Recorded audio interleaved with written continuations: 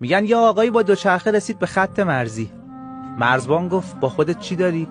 گفت یه کیسه. مرزبان داخل کیسه رو گشت و جز شن چیزی ندید. این قصه یکی دو بار دیگه عیناً تکرار شد تا اینکه مرزبان گفت پس تو داری قاچاق شن میکنی؟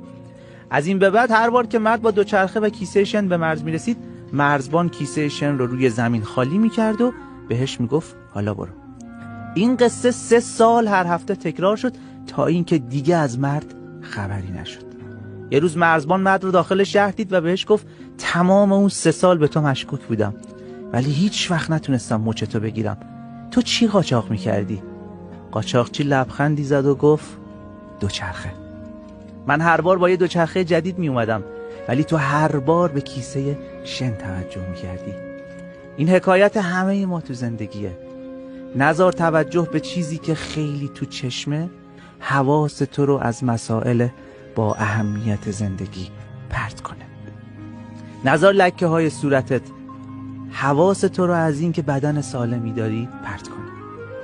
نذار این که ماشین مدل بالایی نداری حواس تو رو از این که همسر و بچه های خوبی داری پرت کنه.